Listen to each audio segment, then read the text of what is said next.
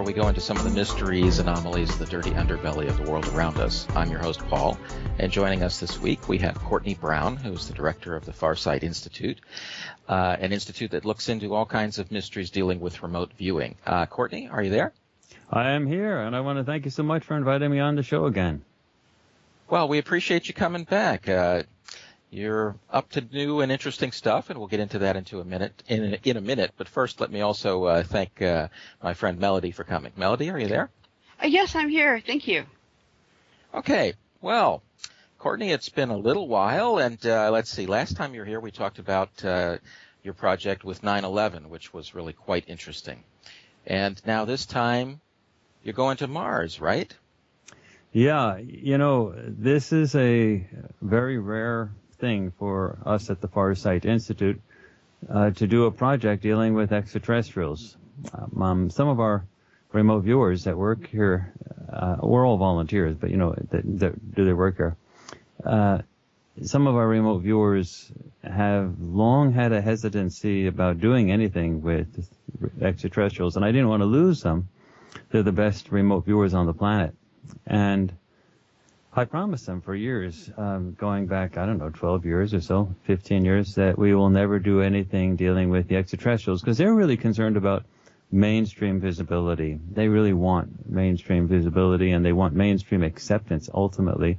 And they're prima donnas also. They can do things that nobody else on the planet can do.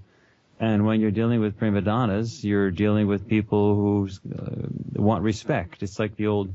This may be dating people in your audience, but it's like the old Rodney Dangerfield comic routine where he said, I get no respect. Well, they're interested in respect. And when you deal with remote viewing, you're already in an esoteric realm, because you're dealing with perceptions that cross space and time in complete violation of the accepted paradigms of physics, which are really stupid because the traditional paradigms of physics date back over 100 years. They haven't changed in their fundamentals at all. And the details have changed. We've got a lot better with regard to the finessing of the mathematics, but the fundamental interpretations of both quantum mechanics and relativistic physics are essentially over a century old. So they're wrong, because science never stays still that long. And so the remote viewing phenomenon really cuts across those sort of ancient paradigms. And a lot of people dismiss it. A lot of people in the mainstream dismiss it. And these remote viewers like people to be serious when they do it. It's sort of like Eminem. Eminem is a rapper, of course, and he liked people to consider his music seriously. And so there was a comic musician. I forget his name right now, but he does parodies of all the great musicians. And he wanted to do some parodies of Eminem. He's done parodies of Michael Jackson and all sorts of people. And, and Eminem, I understand, didn't want that to happen because he wanted people to take music seriously. Well, these are like the remote viewers that I work with. They are prima donnas, and they like to be taken seriously. And they don't like people to sort of, throw the old wacky, woo-woo, diluted stuff at them. And so the concept of extraterrestrials has always been sort of an extra burden to carry that they didn't want to carry. It's not that they thought extraterrestrials didn't exist, or that they thought that they themselves had no interest in extraterrestrials. It's just that they wanted that level of respect. So I had to promise them that I would never do that. Now, I don't accept any barriers to what can or cannot be a target. But I had to keep the people. So for the years and years and years, I lied through my teeth, and I said we would never do targets dealing with remote viewing. Dealing with extraterrestrials. And they bought it, hook, line, and sinker. And so that when we started, so finally I got to a point where they were seemingly so convinced that we'd never do it, that I thought it was a prime time to do it, because the remote viewing absolutely has to be done under totally blind conditions. And so nothing is better than a remote viewing situation in which the remote viewers think that a particular type of target could never happen, because then they're staying in doubt the entire time. They're not making... See, these remote viewers are so good that they can detect things immediately, that they have really very high-resolution, crisp descriptions of these targets. This isn't not like fuzzy, foggy lines or anything. They're really, really high-end. So when you're dealing with these level of remote viewers, an off-planet target, if we did it regularly, they would figure it out right away. So what we did with this particular project is called our Mysteries 12 project, is I put 3 alien extraterrestrial targets in one. And I did it in one project. So the first one is the so-called Face on Mars, the Cydonia, in the Cydonia region. And then the second one is what looks like a facility on a clear NASA picture on Iapetus. And the third one is the famous Phoenix Lights, that big incident that was witnessed by hundreds of thousands of people, including the governor of Arizona. And so I put them all into one project, fearing that I'd never have a chance to do it again, or the remote viewers would quit on me. So I stuck them all in there. So we got them all at once, and that's plenty. And the first video project, these are video projects we do now, where the remote viewing is done not only totally blind, but live on video. That's just been released, and it is unbelievable. And they were totally in doubt the entire time, which is perfect because that meant the remote viewing came through. So yeah, this is dealing with the Face on Mars. We now know the entire backstory of the Face on Mars. We know what it is. We know how it got there.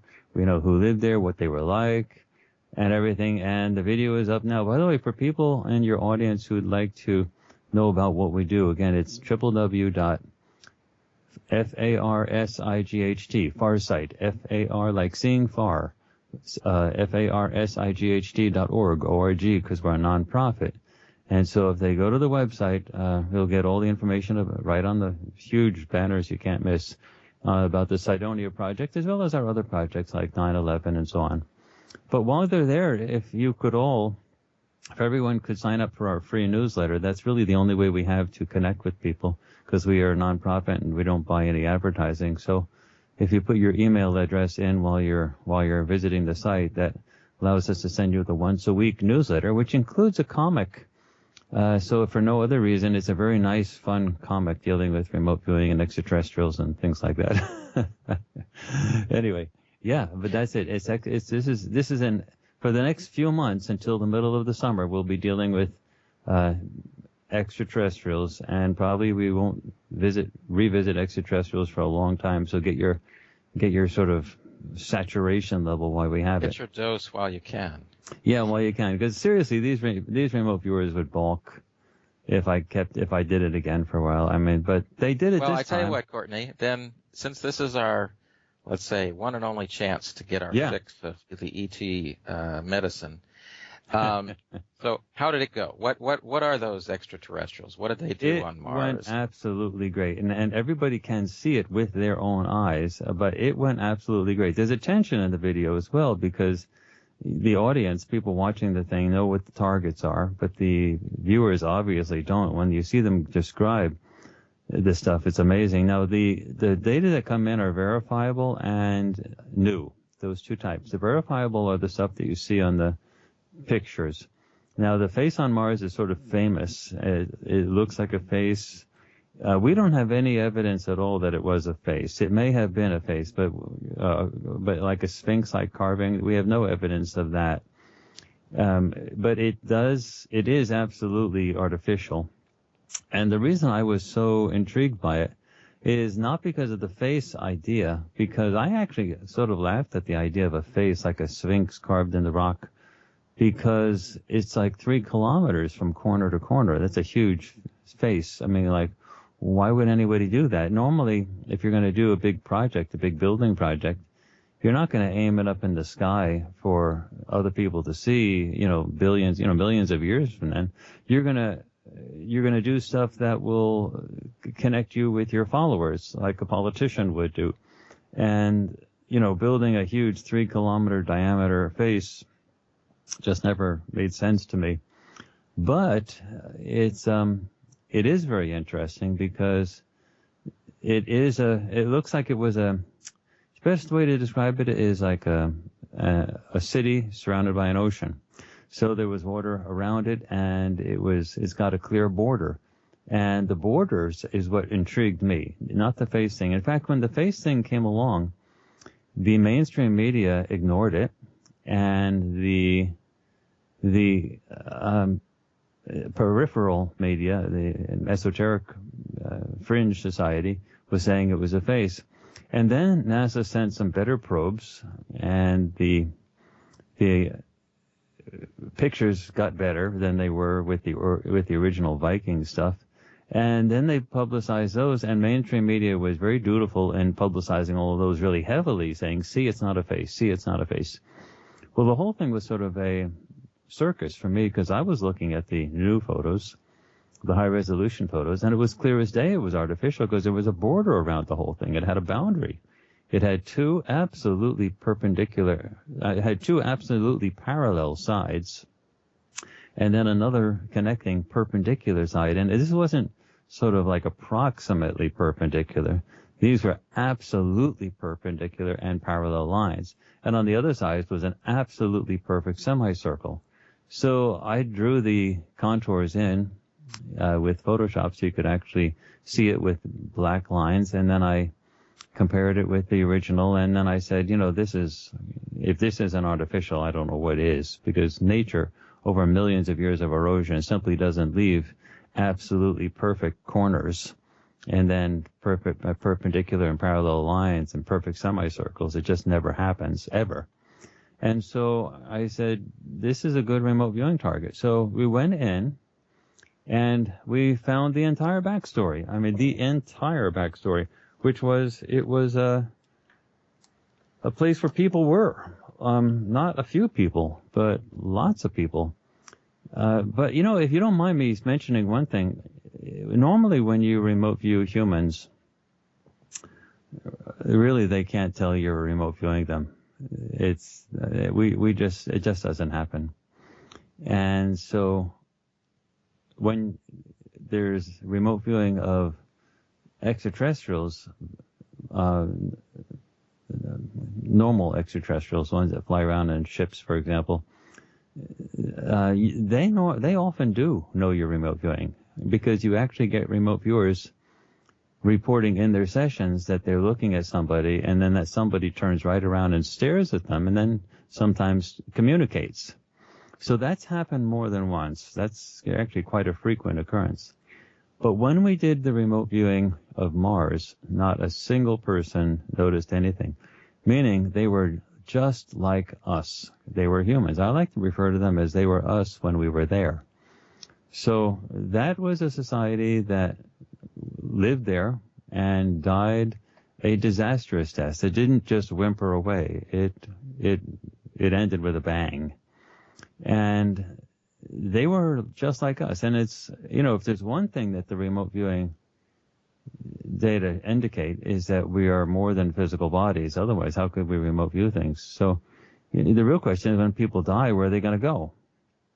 And the natural place to go is a nearby planet in the same solar system. So my assumption is we are them. We used to be there, and now we're here.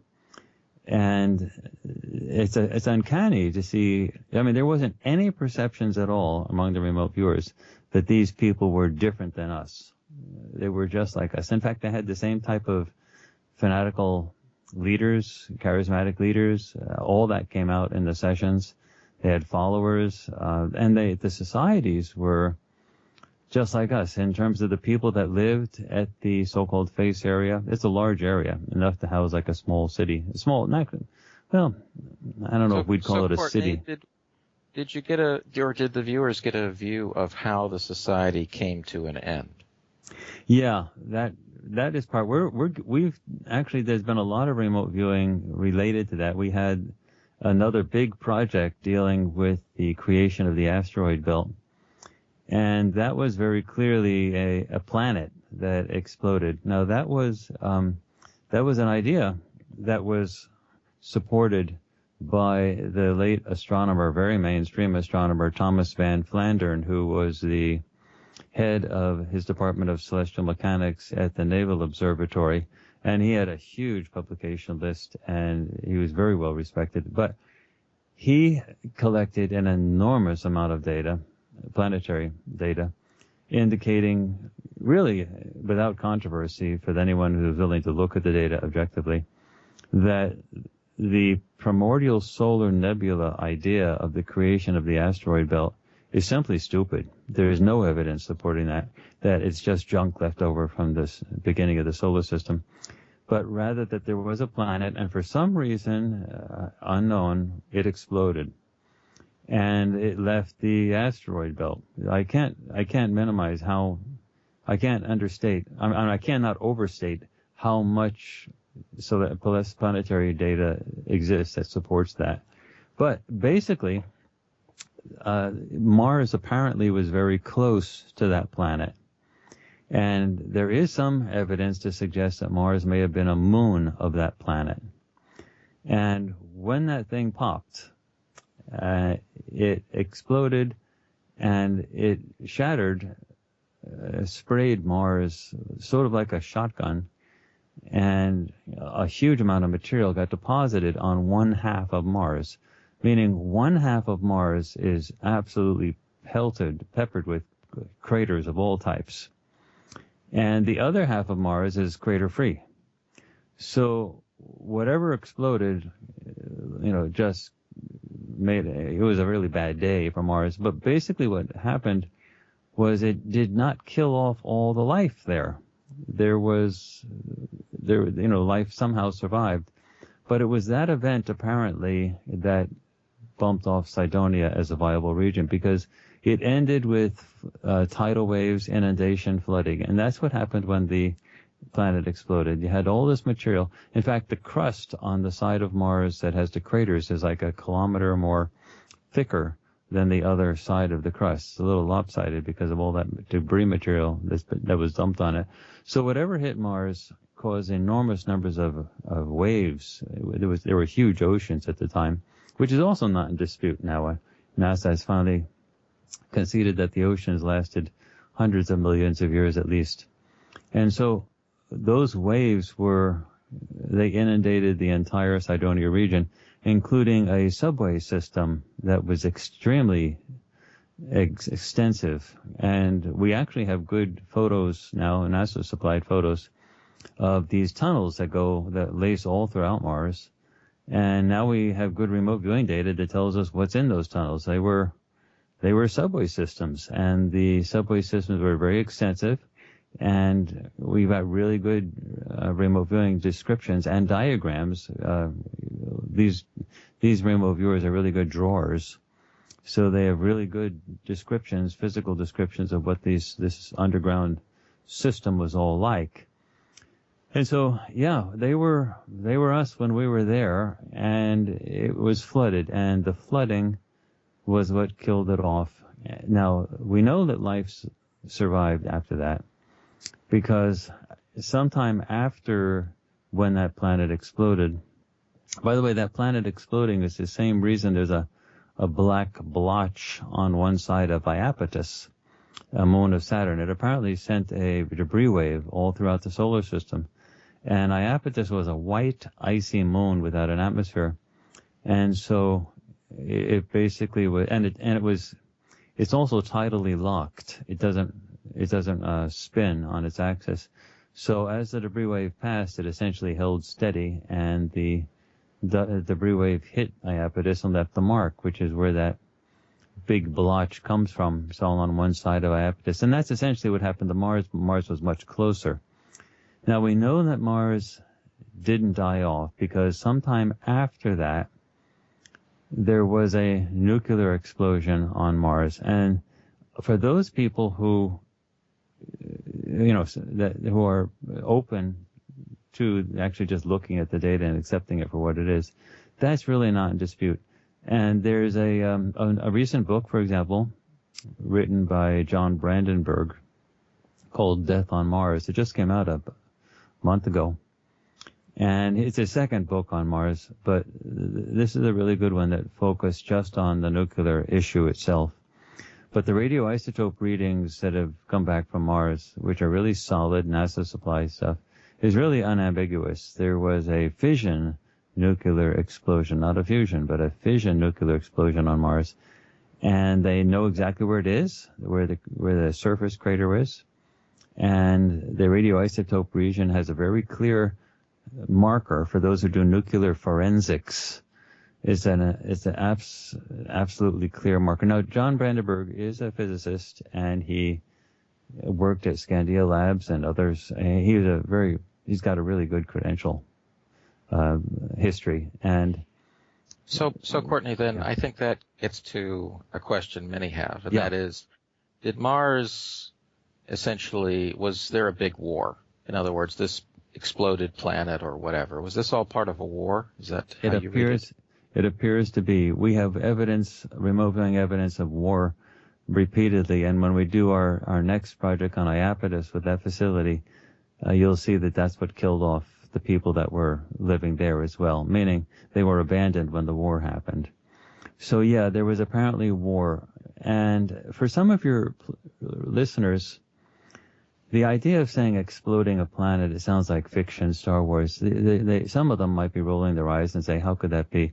But it's actually very easy. So if you could just let me explain for a minute how you can explode it. It's really easy to explode a planet. It's not hard at all.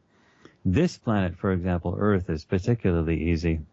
We live on an 8,000-mile diameter ball of liquid. It's a ball of liquid molten rock, lava.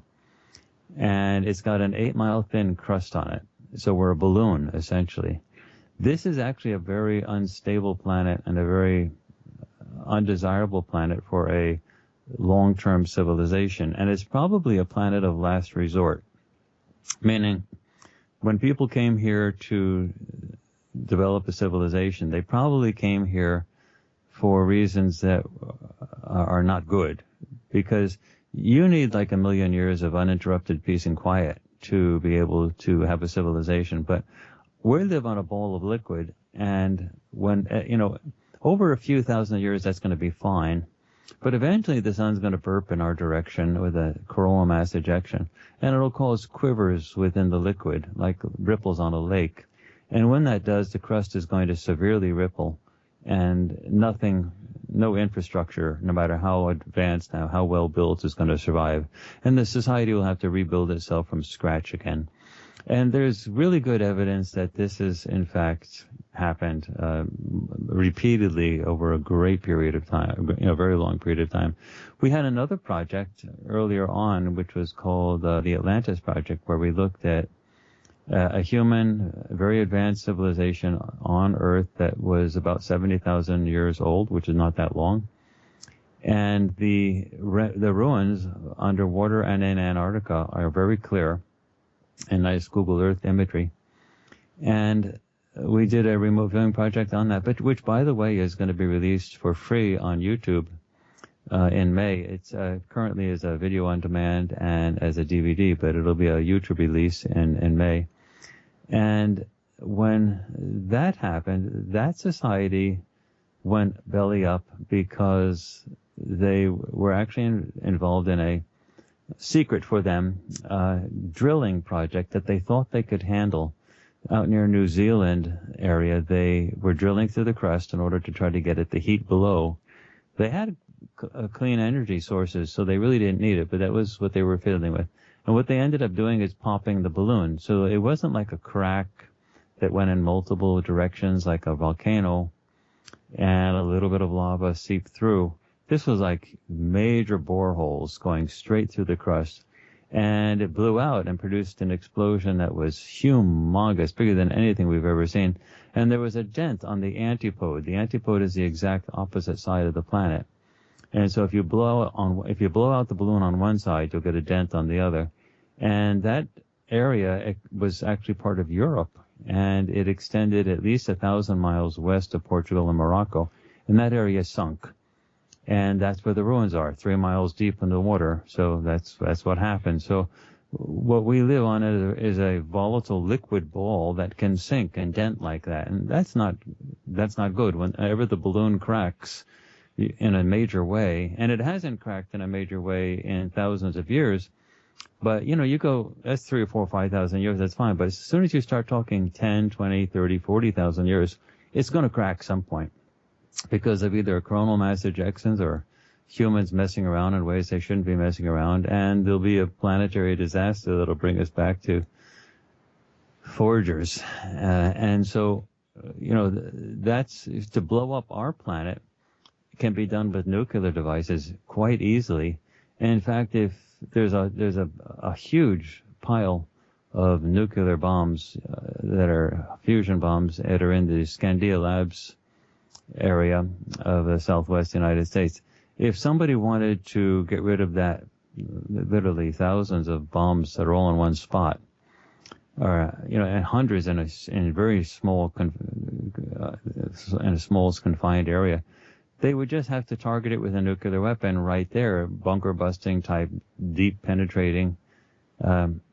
And what would happen is they'd all ignite, and once they all ignited, they would produce an explosion that would rip the planet apart. So I'm assuming that this war had an attack on nuclear weapons, and that there was some attempt from one side, not just to get population sources, but to go after the nuclear weapons that were concentrated in storage on the other side, and they ignited all of them, and it produced a huge explosion. So this is absolutely possible to do that. Just because we haven't seen it in our own lifetimes doesn't mean it can't be done. Now, some mainstream astronomers would object to say, no, that's impossible, you can't do that. But to be quite honest, they see explosions all the time, and they say those are supernovas. Well, most of those I assume are supernovas, but they have never witnessed anything actually explode. All they do is see a light in the sky and a big flare. They don't know why that happened. They've never sent a space probe out there to actually watch it happen. So in some of those cases, not all, I'm assuming there are supernovas. I mean, it's quite common. But in some of those cases, it could very easily have been a war type setting and a planet exploding, and they'd see a huge flare, and they would assume it was a star that was exploding. But anyway, it's not difficult to explode a planet when you're dealing with very large nuclear weapons, especially concentrations of nuclear weapons. Okay. Well, getting back to Mars, then, do you think that all of this flooding came from when the other planet or asteroid was blown up? Yeah, that's what it looks like. It looks like when the other planet blew up, it shattered and sent all this debris that hit Mars. Apparently Mars was very close to it, which is the main reason why Thomas van Flandern suspected that Mars was a moon of the other planet, because there's so much debris from that explosion on the surface of Mars, on one half of the surface of Mars. Remember, the other half has nothing on it. So, that's really clearly it. And the nuclear explosion clearly happened. They have good forensics on that, good timing on that. That clearly happened after that event. So it took some time for the society to rebuild itself. But, if you think about it, our technological society that we have now is, well, if you include the industrial age, we're talking 150 years. So that's like nothing. So it took a while for Mars to rebuild itself, and then they eventually had nuclear weapons again. And the surface detonation of nuclear weaponry, and apparently the scientists are speculating that there was only one major surface detonation of nuclear weaponry. That's what finished off Mars as a viable life of harboring planet, meaning it was a surface nuclear detonation that blew off the atmosphere. It wasn't believe it or not, it wasn't the explosion from the nearby planet. It's incredible to think that Mars might have been able to survive that, but apparently it did, because of to have a nuclear explosion afterwards requires a technologically advanced society. So it's as incredible as it seems. Life finds a way, but life does not find a way when the atmosphere doesn't exist anymore. And that's what that surface nuclear weapon apparently did. It finished that off completely. But anyway, if we went to Cydonia right now, and it's so clear if you actually watch the the video, that if we went to Cydonia right now, we would find lots of ruins. And the remote viewers are really good in describing it in terms of the verifiable components. They went in totally blind. They did perfect sketches of it. I mean, perfect sketches of it. Because it's like Cydonia, the middle of the so-called face on Mars, is like a mountain. It's like a hill. They described that and the barren terrain, absolutely no water, no life, no atmosphere. The atmosphere there is atmosphere, but it's extremely thin, extremely cold. So they described all that. They described the borders. And then they described where the facilities were or the buildings were around that. And it was really a beautiful set of buildings.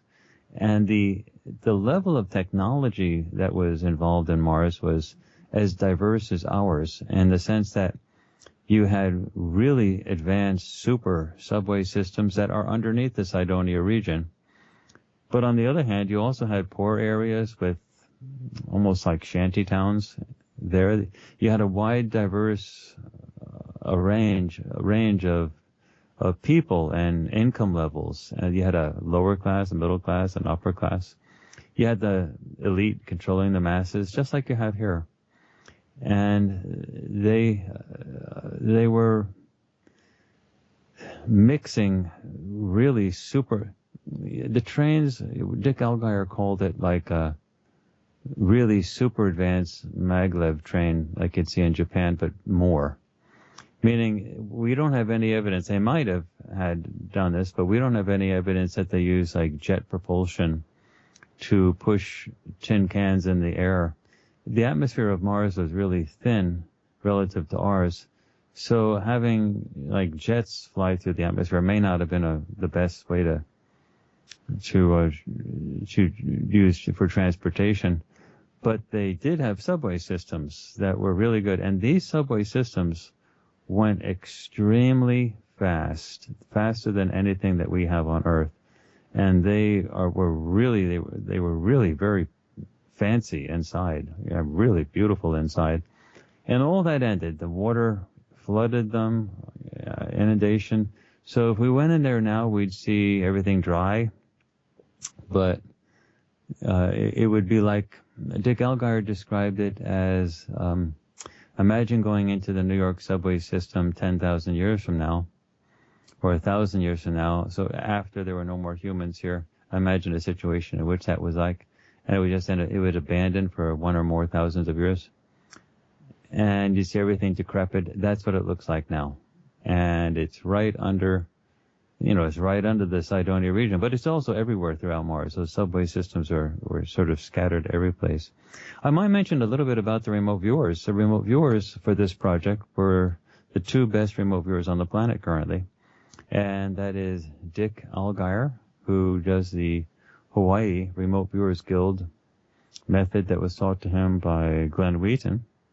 Glenn Wheaton came out of Special Forces Intelligence. And then there was, and that was essentially a movement within the military that was later featured within the movie Men Who Stare at Goats, starring George Clooney and Jeff Bridges. And then there was Daz Smith, and Daz Smith uses the CRV, or Controlled Remote Viewing methodology. And that was the methodology that was developed within the Defense Intelligence Agency as an official program of remote viewing. And that official program ended in November of 1995. And it's not been publicly released, of course, with regard to the current military remote viewing activities, but you can assume that they're much more extensive now than they were in November of 1995. And when or if that becomes public, their current remote viewing research and applications, then they'll close that down immediately and say, oh, that must have been a rogue general of some sort.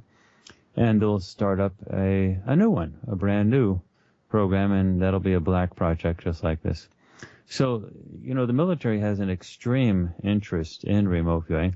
No one understood the physics of how remote viewing works, but now we are beginning to understand it. We do have a good idea of the physics that are necessary for remote viewing to actually operate. I've talked on that before in other places, but well, Courtney, I think people can find some of your work on that, some of your talk on that. Yeah. So I don't think we need to go into the physics so much.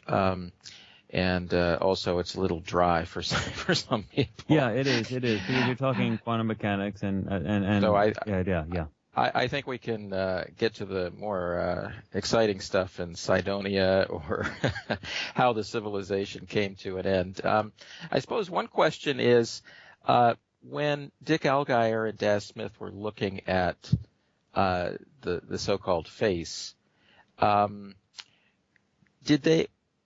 what disaster did they go back to? What were they seeing? Were they seeing the flooding? And was that flooding from the nuclear war period? It was not from the nuclear. It was at apparent. We're at this point we're piecing together things, but the flooding seems to be the event that closed down Cydonia as a viable living place. And again, it was, if you just look at the picture, and by the way, on our website, farsight.org, farsight.org,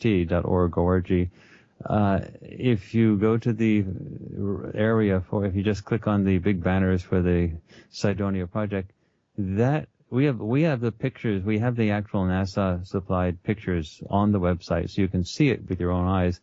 It's a very clear border, and the entire Cydonia face thing is elevated up, so you can clearly see that there's a very distinct border, and you can assume that border is a wall, and it really looks just like an elevated city with water around it, and the wall probably protected the city from waves and other things. But that the way that the end was described by the remote viewers doesn't at all look like a distant nuclear detonation somewhere else. It really looks like tidal waves. Now, a nuclear detonation somewhere else would not have produced tidal waves. It would have blown off. It would have produced a very mild dent in the surface. You can assume it happened on land as compared to over water, because when you look at the very mild shelled out crater, nuclear explosions don't produce craters. They sort of produce a mild indentation, sort of a washout area. I mean, for example, if you look at Hiroshima and Nagasaki, they didn't leave a crater. But there is sort of a slight indentation that can be detected where sort of stuff is sort of blown out of the way. And they know exactly where that is, and it's not near the Cydonia region. And there's good pictures of that.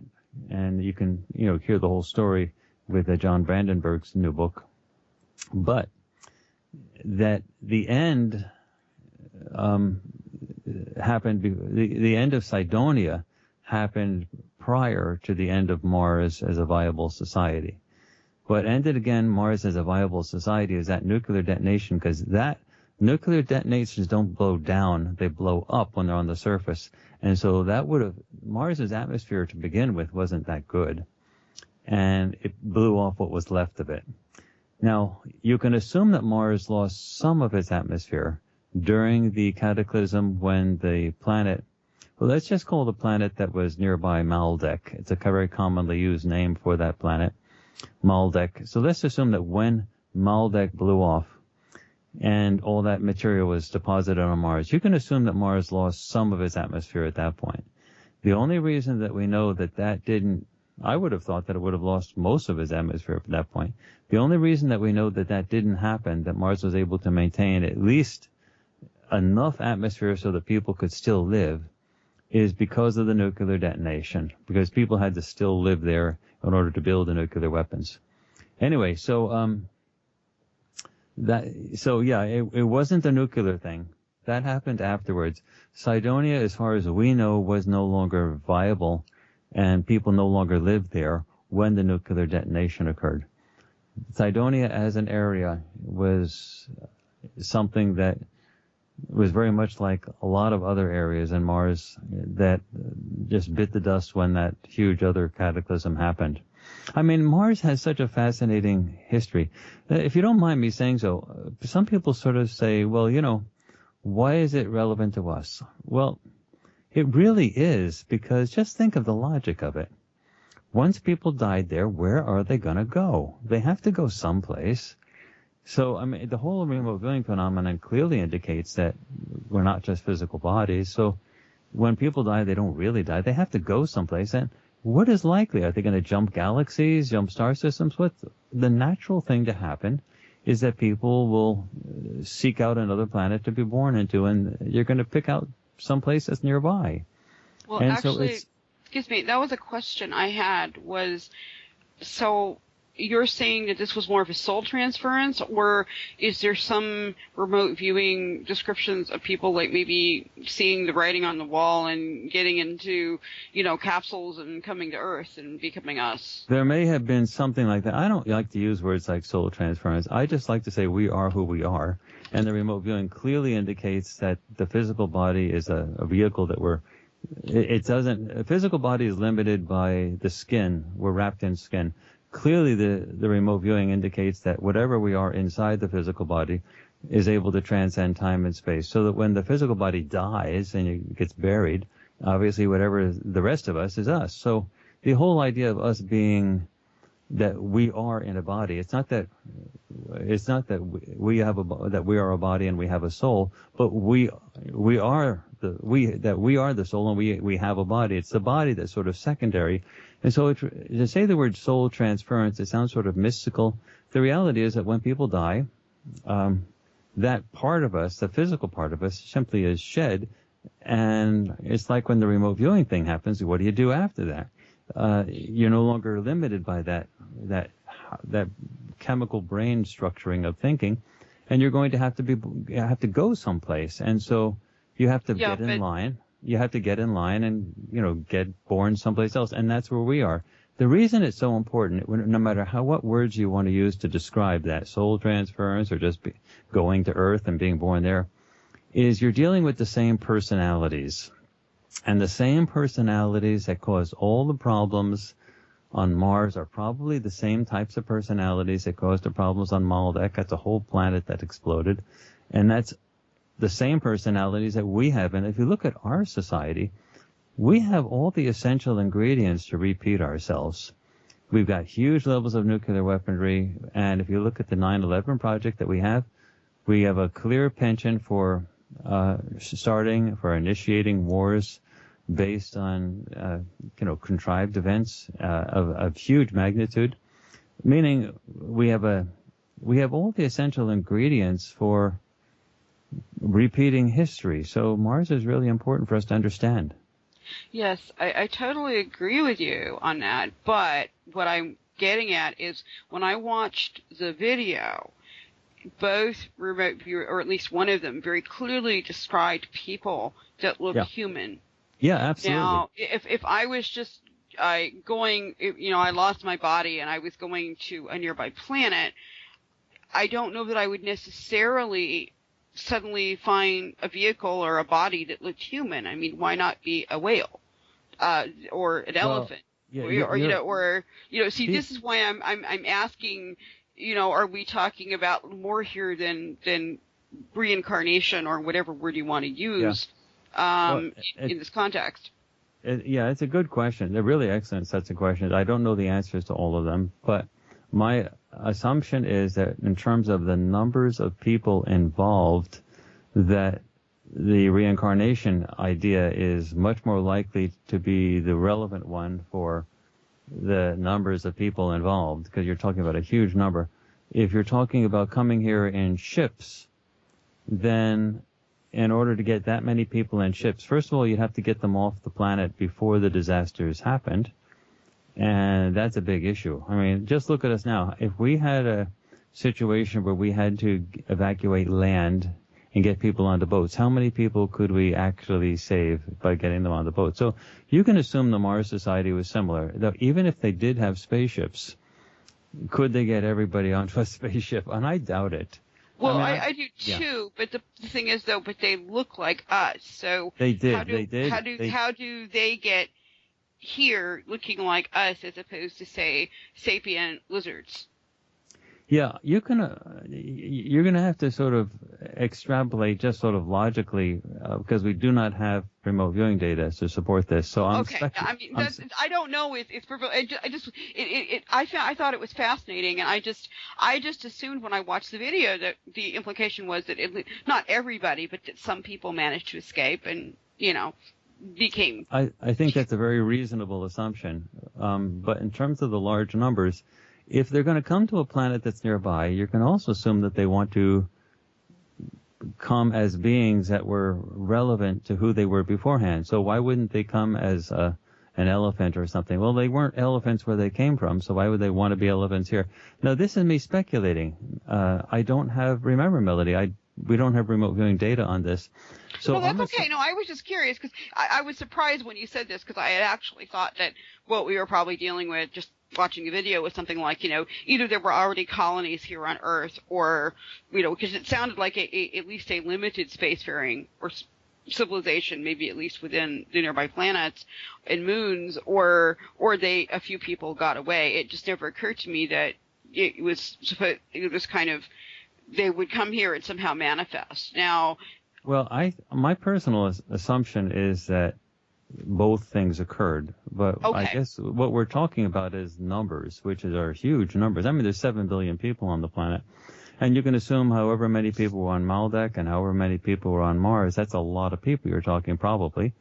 Now, yeah, but we know that people probably went down to about, I think it's something like, several hundred or something we're all cheetahs at this point, which doesn't mean there might not have in the past been hundreds or thousands or millions of people, but at some point, actually, interestingly enough, about 70,000 years ago is when they think the genetic block happens, which has been our other show. That's when, we had the big disaster. Yeah, actually, we call it the genetic juggernaut, and it happened 78,000 years ago, and the exact number is somewhere between 2,000 people and 10,000 people, and approximately 3,000 to 4,000 people is probably correct. And what that is, you're dealing with 3,000 surviving pairs of people, because the genetic evidence indicates that there was 70,000 years ago about 3,000 surviving pairs of people, which means that everyone on the planet, from Aborigines to Africans to Europeans, Caucasians, Asians, whatever, were all related to the same 3,000 pairs of survivors from what happened 70,000 years ago. And that, that's a good indication that planets and societies can rebuild themselves, because only 70,000 years ago there was only 3 people left. So that's apparently what happened with Mars after Maldek blew up. Now the question is interesting that you're raising, because it does relate to our next project, which we're currently working on the video for now, which is the Iapetus project, because clearly there were people that could build a facility on Mars, and we have the whole background. on Iapetus. When we actually come out to that, you'll be really, that's one of the most amazing projects we've ever done, because that whoever built that was a person who was richer by far than Bill Gates and Warren Buffett, and they wanted a facility consider it like a health spa in the most beautiful place on the entire universe, probably. I mean, on Iapetus with the rings of Saturn above, and it was like a religious sort of retreat. It was crazy, but the person who built it had this enormous amounts of funds, and they built it. And when the war happened, they were abandoned, and people died there. And so, whatever we were back when all this was going on, we had spacefaring capabilities. So you can assume, Melody, that in fact they did have the ability to come to Earth and to, land on ships. But when you're talking about the enormous numbers of people we have today, what my assumption is that the people who came here on ships were probably a minority, and they probably gave some of the genetic material that we have today that has grown and multiplied into 7 billion people now. And you can also probably safely assume that everyone who died on Mars and Maldek didn't come to Earth immediately. There was a long stretch of waiting to get things to get in order. And you can assume also, because the event that happened on Earth that was actually related to the project that we had called the Atlantis Project, that knocked us down to only 3,000 people, that destroyed an awful lot of people that were there before that. And then you have 3,000 to 6,000, say, survivors. And, you can say, well, what happened to all of us then? During the Atlantis period, before 70,000 years ago, you can assume there were at least hundreds of millions, if not billions of people on the planet, and they are all gone.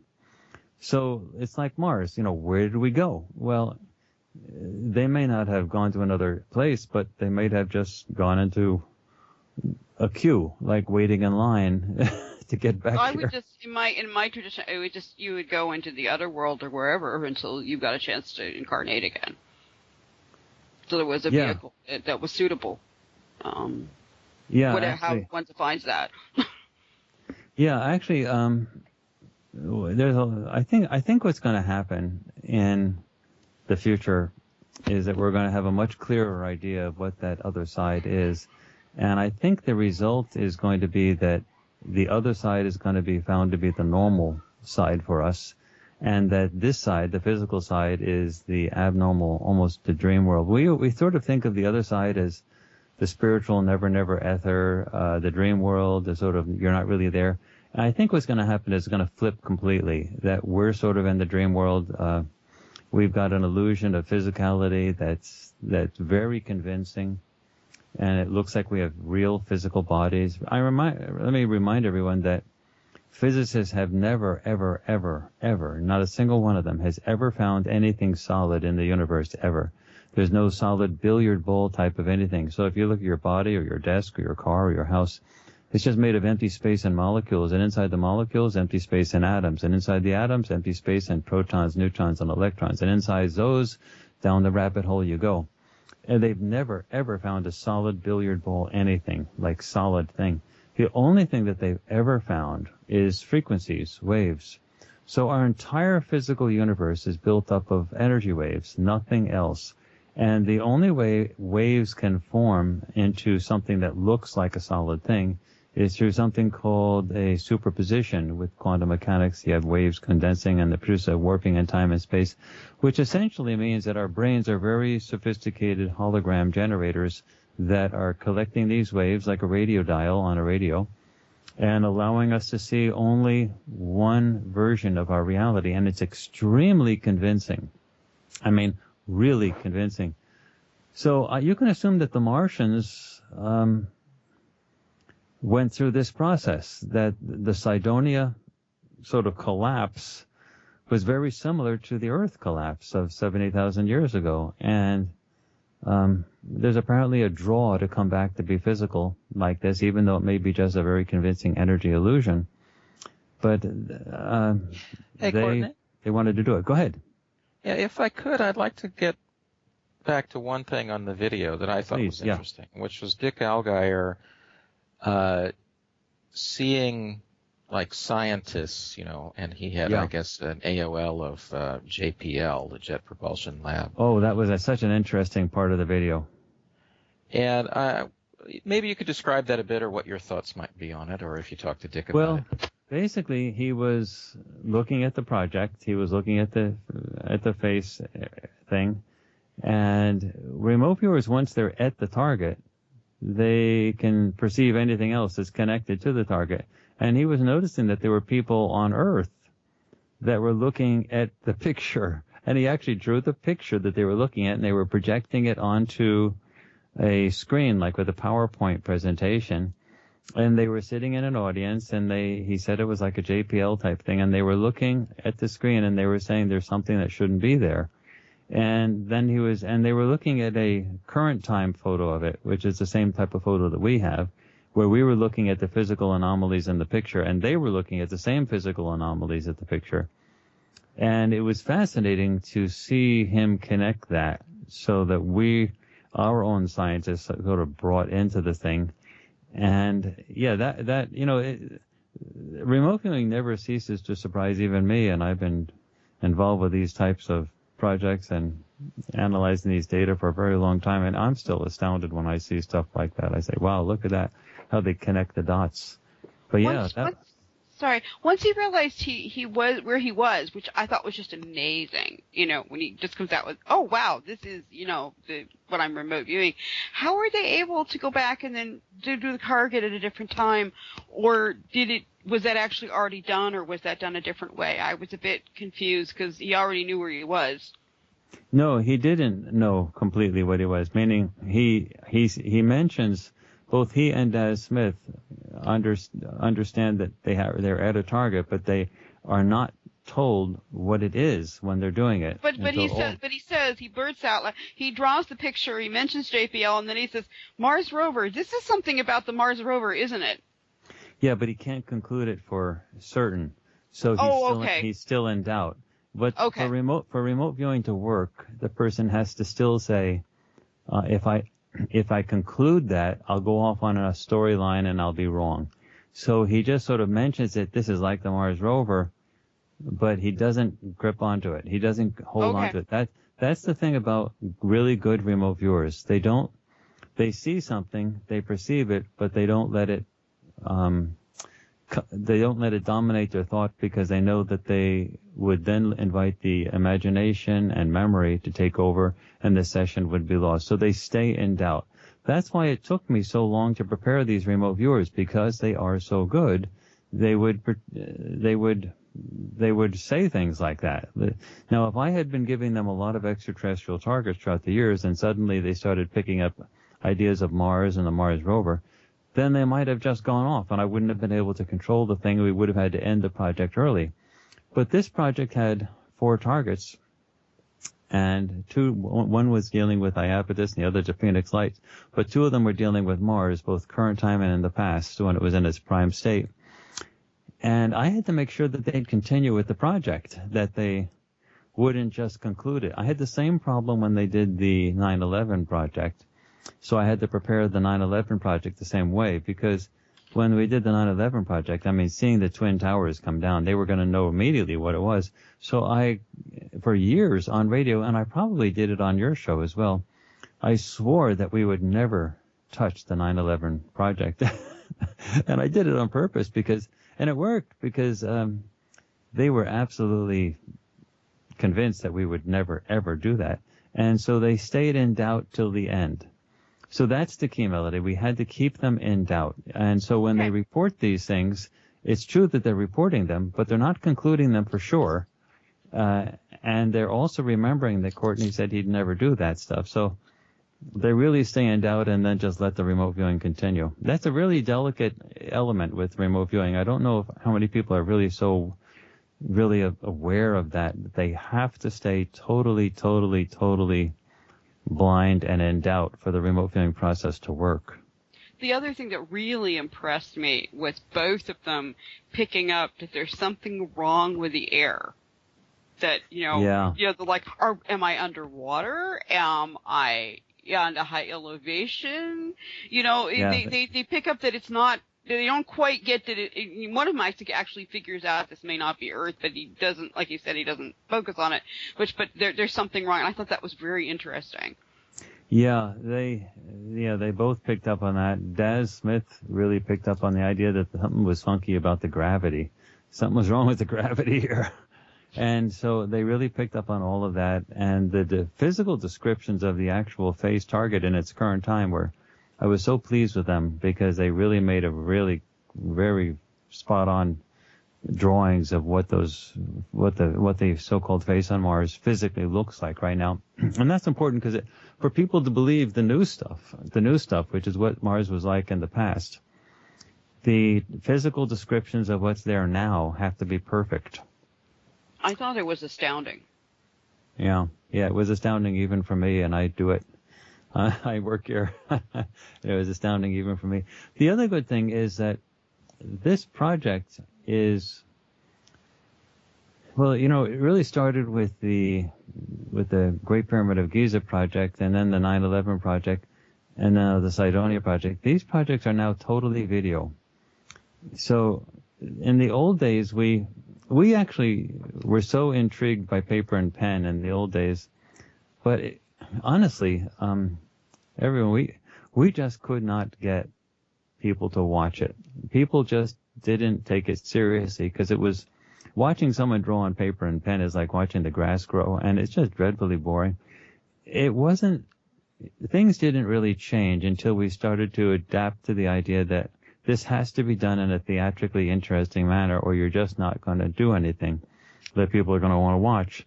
So that's the big difference, that these projects, including this Cydonia project, are totally video. And when you're actually watching it come in live, you're not watching like someone recount after the fact of what they saw, and they're going through their memory. You're watching it live, actually being recorded. You're actually watching them come through. And so the tension involved when you actually see it, and at the same time know that they don't know what the target is when they're doing it, that is so delicious. That's the only way I can describe it. That is just plain so delicious to actually watch that happen. So if any of your audience have not seen remote viewing actually done with these new projects, really, seeing is believing. Yeah, seeing one of these projects is a game changer in terms of realizing that there's a reality of remote viewing really is real. Yeah, and actually, the truth is, most people do really well the first time they try it themselves. So if they ever go for a class or anything, they're likely to get good results. The real reason we do this is we're interested in remote viewing by itself, but my own motivation is probably much different than the motivation of Daz Smith and Dick Elgire and others who have worked. I'm the only person that I've ever met that, if you can say that I met myself, but I'm the only person that I've ever known that is just like fundamentally fixated on the idea that the species, that the planet has to be turned in a different direction, that we have to become aware of the greater reality in our solar system, the history of our solar system, who we are as actual beings, we're not just physical bodies, and that the remote viewing ties into an explanation of extraterrestrial life, as well as our solar system history, as well as who we are as physical beings. I'm just totally convinced that this is a very fundamental element in our growth as a species, to become a species with a destiny, and as our development as people, as beings, non-physical beings that evolve in the universe.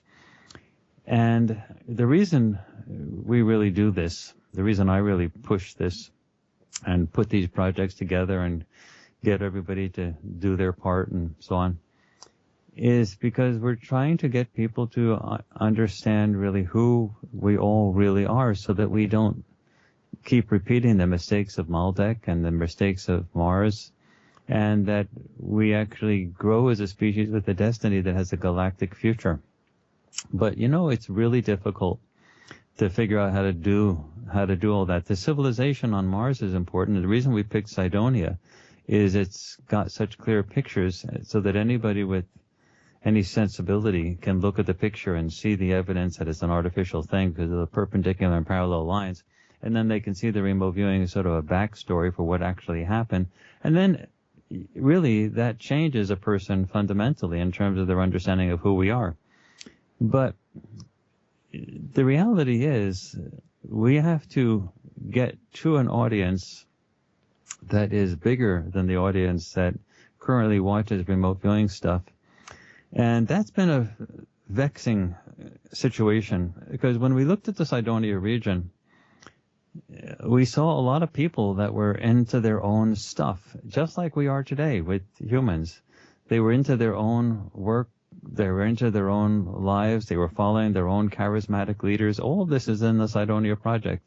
It's just like us. And they couldn't see the end coming. They couldn't see that this is all going to go up in flames. They couldn't see it.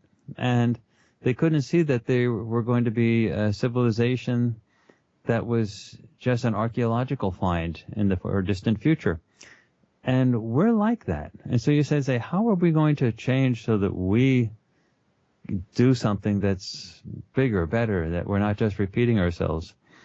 And so this remote viewing is really important. One of the things we're trying to do now, I'm working on it now, and is to extend sort of what we do into some type of venue that young people in particular would like to watch, because I can predict the future clearly and absolutely perfectly, and that is, I'm going to do it right now on your show. The young people will inherit the earth, I guarantee you. Meaning everybody older is going to die off, and the young people are going to take it. And if they don't have an understanding of this larger stuff, then they're going to be in the same rat race as everybody else, and we're just Mars and Maldek all over the place again.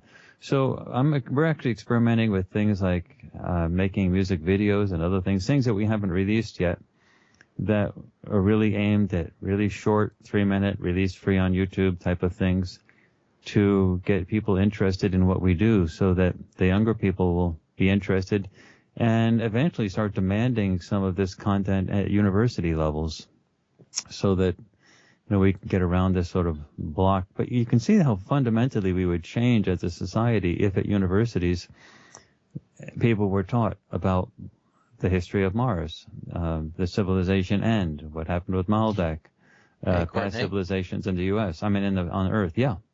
Courtney, I think that needs to be taught before people get to university. I think one of the problems is we have this artificial university mentality, this academic that's so removed. And then even if it were taught, it would be taught in such a way that would kind of be divide and rule. It would be like there's the academic view of things. Yeah, you're right. You have to understand. I've got that element myself because I'm a university professor. So I have that. I sort of think in university terms. But you're totally correct. It needs to go all the way back to the beginning, primary school and onward.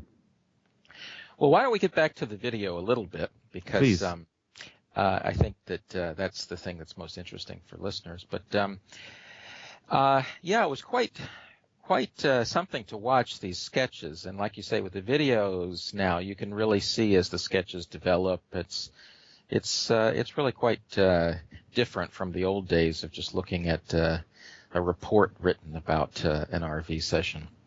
So that's a big thing. Yeah, and then having somebody else have to explain what's written on a piece of paper. We thought that was great back in its day, but it was death. A little dry, yeah. So there was a project before where you did those tunnels on Mars, right?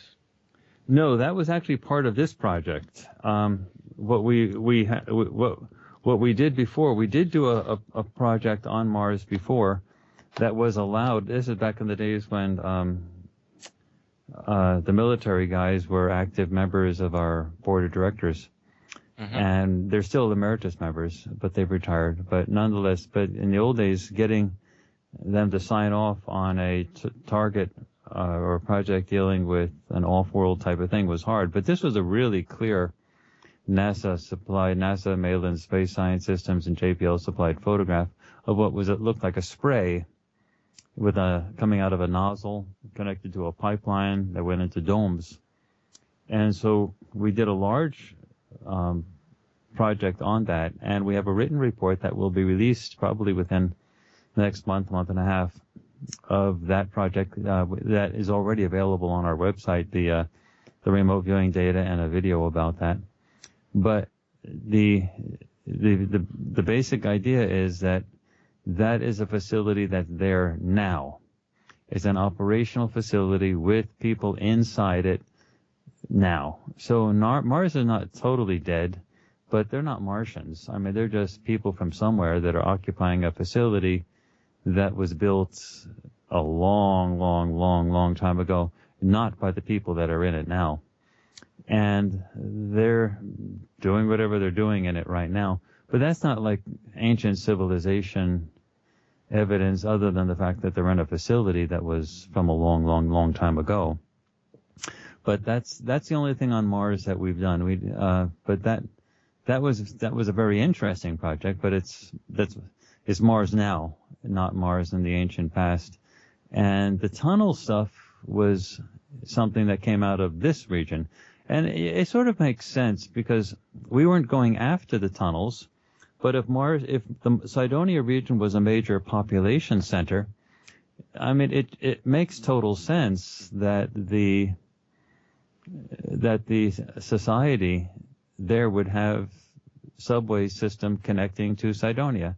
So it was natural that when the remote viewers went there, both Dick and Daz noted the tremendous amount of underground facilities underneath Cydonia. And then Dick was the one who went into an extensive description. He actually followed the tunnels to see where they were going and to describe them as subway systems, and followed them, and then went back in time because he was so intrigued by it to describe the vehicles that were going in there. It was some of the maglev trains that we have today are probably the closest approximation for what it was like, although whatever the trains were that used to be in those tunnels, they went a lot faster than our maglev trains. And our maglev trains run fast. I mean, some of them go up to 200 miles an hour. So we're talking really fast stuff. But it makes sense that Mars would rely on stuff like that because their atmosphere wasn't so thick. So they might not have had such a heavy dependence on airborne traffic as much as they used trains on. Was there any evidence of a relationship with Earth? No, nothing that we picked up in the sessions. We didn't get anything in the sessions about people going back and forth with spaceships to Earth or something like that. When we did the Iapetus project, we did have that was very clear that they got everything brought in. Nothing can grow on Iapetus, of course. I mean, all of the vegetables, food, everything has to be brought in. So clearly they were coming from somewhere else, but we didn't get anything like that from the Mars stuff. And did you get any of a feeling? Did the viewers get any of a feeling for, I guess, what you would say is tension or war? No, not in this particular session. But we didn't go after that type of thing. What we were interested in is what is at the Cydonia region right now, at the so-called face on Mars, and then at that exact location, what was it like in the ancient past? And it's very clear that at that exact location, there was nothing military, no war-related stuff. That was a civilian place. There were people that lived there. So that was not a scientific base or installation, a military base or installation. There was nothing it was like going to sort of an island version of Cincinnati. Okay. It's just people being people. Yeah, literally just people being people. That's what it was. I seem to recall one of the viewers saying something like they seem to have a darker complexion, maybe? Yeah, there might have been complexion differences. They didn't focus on that a lot, but they clearly did not describe them as looking any different than you or I. Now, that has happened. Both you'll see with the Phoenix Lights project that we'll be releasing the video for in the summer, as well as in the Great Pyramid of Giza video, which was released last year. Those projects clearly had extraterrestrials, and the viewers clearly described them as being different. I mean, very different. In the Great Pyramid of Giza, Dick Algar went into a place where an extraterrestrial was involved in the cloning of humanoid workers, and he called her the praying mantis lady. I mean, she clearly looked like a large bug in the sense that she just looked like something out of a science fiction movie. And it was very clear that she was not human.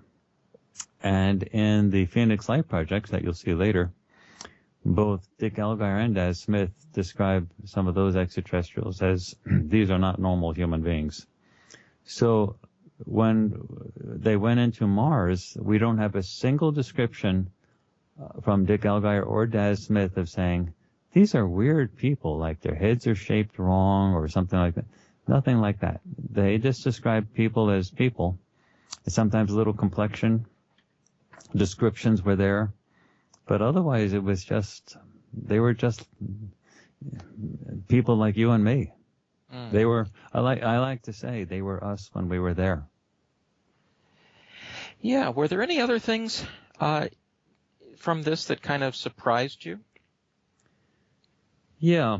The really, if I was sort of to think about a sort of a take-home message that I'd get from this whole thing, is that there's a great variety of environments and planets and so on where people can really thrive just like us. I mean, it's not like you're dealing with another planet where you're talking about a silicone life form or beings that look strange or anything.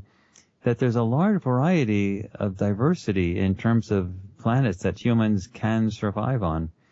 And if I was to take home anything from this whole Cydonia project, is how human everybody was, how much they were just like us, and how they organized their society, the troubles they had, how they lived.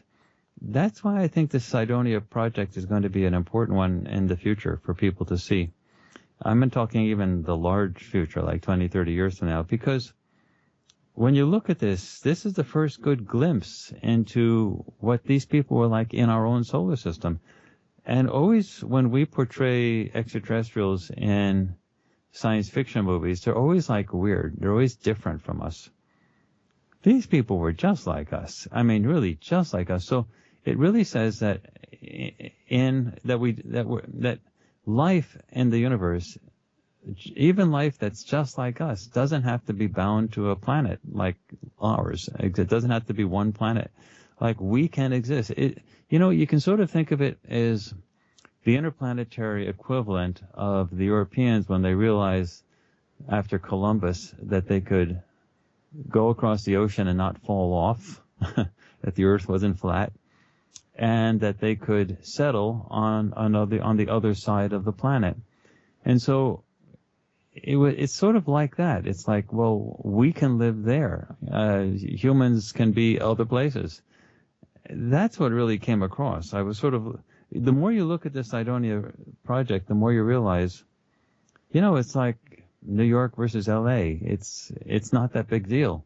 This is what we acted like when we were over there. That's the real bottom line for me. Yeah. Well, I got the feeling from that sketch with the JPL scientists looking at it that they may already have sent people there, or they want to. Well, actually, that raises a whole another set of questions that are very good questions. You're raising something really good point. You see, the United States has closed down its entire manned spaceflight program, and closed it or closed it to us. Well, closed it to us. And because, that's after decades of investment, huge investment in manned spaceflight. It's as if they said, well, okay, that was fun, everybody. That's good. Now let's go off and do something else. So that, to me, is very unrealistic. I don't think they would have done that. I mean, I know they would not have done that if they didn't have other ways to get into space that are not known to the public. And if you think about it, the U.S. military spending, and I'm not criticizing, I'm just describing it. The U.S. military spending is much, much, much, by many times larger than all of the military spending for every other country on the entire planet Earth combined. I mean, if you took everybody else's military spending and added it all together, the U.S. spending is much, much, much, many times bigger than that. And within the U.S. military spending, by far the hugest chunk, proportionally, just the hugest chunk, is in black areas. And that means there's no explanation given for where the money goes at all.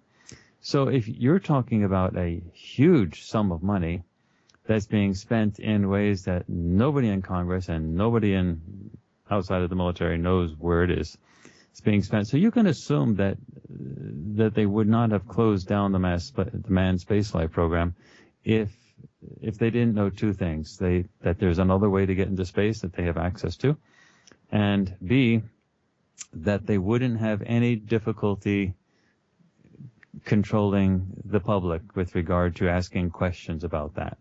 So the government and the military must be supremely confident in their ability to simply tell people not to worry about things like that. Don't be concerned about stuff like that. They're not asking questions. And that's pretty dutiful. The media is very obedient. The people are very willing to go along with we have repeated examples of that. The media and the people are very willing to go along with whatever the current line is. And the military must have just felt, and the government, the civilian government, must have just felt supremely confident that they would have had no trouble walking away from the manned spaceflight program and giving an explanation for it, that the people would accept whatever they said. Well, Courtney, there's... Yeah. Oh, sorry to interrupt, but there's the other angle to that, and some would argue that NASA was really always simply the Hollywood PR side of things. The real space program was never publicly visible.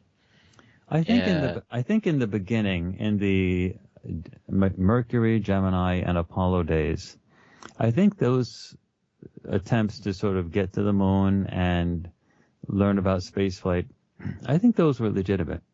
I think they were really trying to piece it together. But the way it is currently, I think you're totally correct. That I don't know when the exact change happened. It was clearly after landing on the moon. But at some point, it became a circus. It became a public relations thing of occupying the public's attention for space, sort of the way a magician controls things. For example, if a magician is doing a show on stage, he or she distracts you with the right hand so that you don't see what the left hand is doing.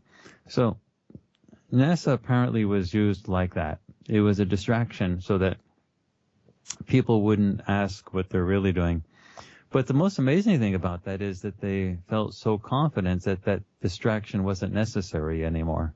That's really a very profound thought if you think about it, that they felt that confident in being able to control the thinking process of the masses. That's one of the reasons why we do what we do at the Farsight Institute. The people really are asleep, and at some point in time, they're going to have to wake up. And we were trying to have as much content as we can when that happens, so that when they do wake up, they can be guided in a sensible way. And that's how I think we're going to be seen in the far future, as sort of informational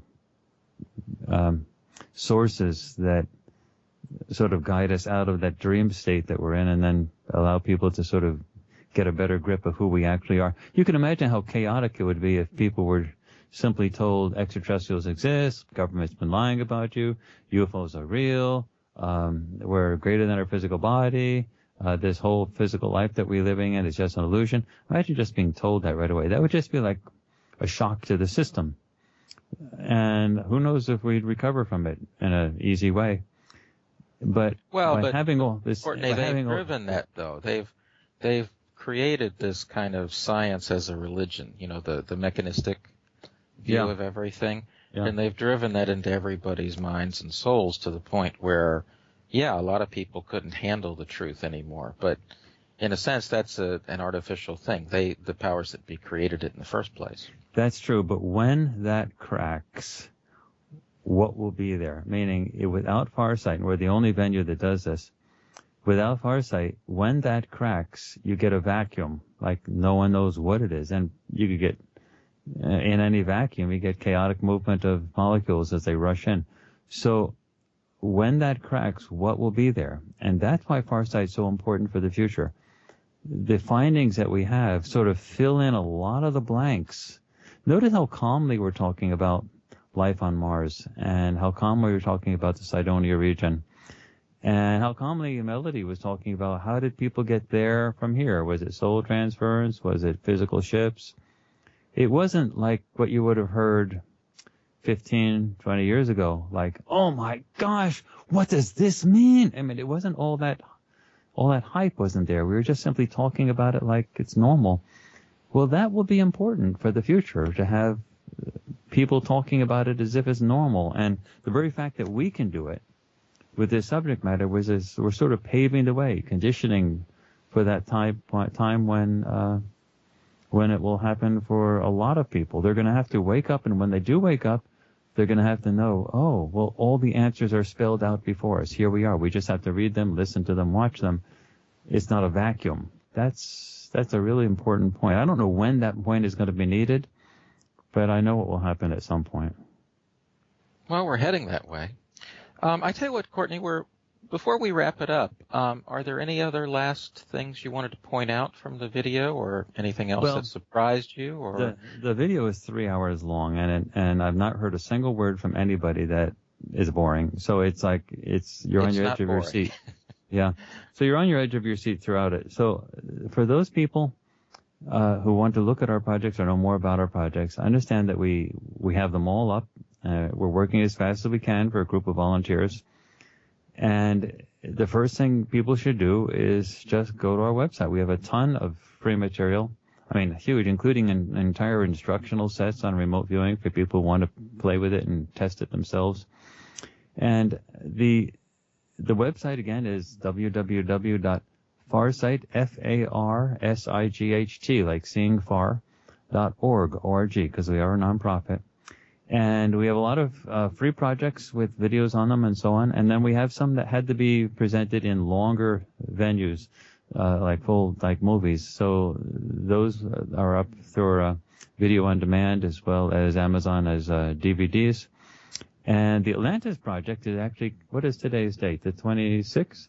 So actually the Atlantis project is coming out in about 4 or 5 days. And that's actually been out for a long time, but it's coming out for free on YouTube. And so, I would really recommend people to look at all of the free stuff, and then to pick one or two of the projects that we have that particularly interest you. For example, if you're interested in the 9/11 stuff, if you're interested in Mars, if you're interested in Atlantis, or you're interested in the Great Pyramid of Giza, everyone has their own special area of interest. Look at one of those projects and see for yourself how the remote viewing was done. You'll see that what you'll learn is much different from what you get at the university level, or, primary school or elementary or high school. And you'll be you'll be ahead of the curve in terms of what people are eventually going to be taught in those places. But one thing I would like to ask everybody, please, when you go to the website, we have no means of advertising. So if you could sign up for our free newsletter, the top of the navigation bar, there's a link, sign up for the newsletter. If you just put your email address in, we never give those email addresses out to anybody for any reason whatsoever. So there's no spam, and we have a weekly newsletter that just tells people what we've been doing over the week. That's our only way to tell people, what we've been up to. And if you could just put your email address in there, that would at least keep you connected to what's happening. Okay. Well, that sounds good. So thanks again for coming on. And this was a very interesting project, and it seems to be a series of projects. And so I'm looking forward to looking at the rest of it when it's available. Yeah, one thing I might notice is that does everyone realize how calmly we're talking about this subject and how different the conversation would have been 15, 20 years ago? We are changing. We're making some progress. Yeah, we're making progress. Okay. Well, folks, it's a wrap. Thanks again, Courtney. Thank you for inviting me. It's been a real pleasure, as always. Okay. Yep. Okay, folks. Till next time. Bye.